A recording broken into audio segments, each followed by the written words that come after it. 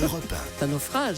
Jean-Marc Morandini. Et le fait média du jour, c'est cette nouvelle affaire criminelle relancée grâce à l'émission Crime en direct sur Énergie 12. Vous savez que je vous présente cette émission Crime en direct une fois par mois. On lance des appels pour tenter de résoudre des affaires criminelles. Et on a appris à la fin de la semaine dernière qu'un couple avait été mis en examen et écroué dans l'affaire traitée dans l'émission il y a quelques semaines seulement. Jérôme Ivanichenko, bonjour. Bonjour. Vous êtes notre expert média et déjà, on va rappeler que c'est pas la première fois que Crime en direct permet de faire avancer les choses. Oui, au mois de décembre dernier, une affaire était relancée suite à l'émission que vous présentez sur Énergie 12. Il s'agissait de l'affaire Stéphane Dietrich, du nom de ce jeune homme de 24 ans, retrouvé mort dans une forêt de Belfort en 1994. Une affaire traitée dans Crimes en direct au mois de juin dernier, 21 ans après les faits. Ce soir-là, vous présentiez alors un témoignage exceptionnel recueilli par vos équipes en caméra cachée. Ce témoignage, c'était celui du meilleur ami de la victime, mais qui était surtout le principal suspect dans cette affaire. C'est ce témoignage qui avait permis de rouvrir l'enquête et avait abouti à la mise en examen et à l'incarcération de l'homme.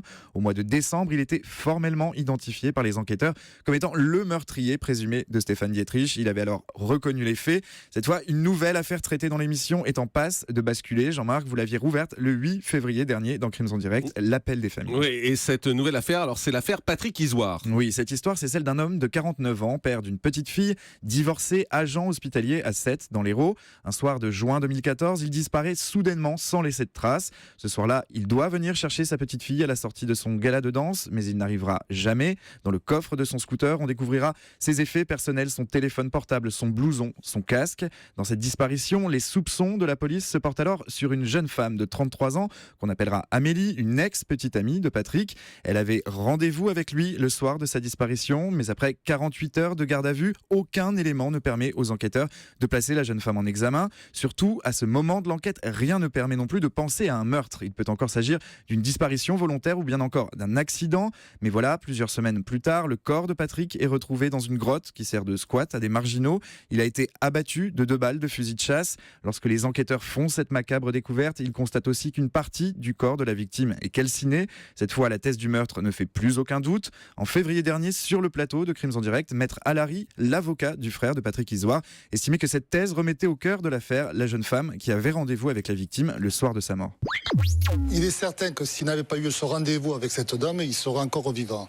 C'est elle la personne à l'avoir vu en dernier, et c'est elle qui détient la clé de la vérité. Elle détient la vérité pour vous, même si c'est pas elle, on le redit, puisque aujourd'hui elle n'est pas condamnée, donc on peut pas la désigner comme coupable, c'est clair. Mais comment expliquer alors qu'elle a été placée en garde à vue et qu'elle est ressortie libre ? Parce que lorsqu'elle a été placée en garde à vue, le cadavre n'avait pas été encore retrouvé. Donc personne ne pensait à un meurtre. Oui, mais enfin, une fois le cadavre retrouvé, on va pas la convoquer à nouveau ? C'est là où il y a le problème, c'est maintenant les gardes à vue, les 48 heures ont été purgées, si on peut dire. Et il appartient au juge d'instruction de faire ce travail-là. Et c'est pour ça que depuis 18 mois, on attend que le juge d'instruction convoque la personne. Un appel qui a semble-t-il été entendu. La jeune femme ainsi qu'un complice ont été auditionnés jeudi dernier dans le cadre de cette enquête menée par le SRPJ de Montpellier pour enlèvement, séquestration suivi de mort et assassinat. Ils ont ensuite été mis en examen et écroués. Alors avec nous en direct, Lucille Martin, c'est la rédactrice en chef de Crime en direct. Bonjour Lucille. Bonjour. L'émission a fait bouger les choses et aujourd'hui donc il y a 2 personnes incarcérées.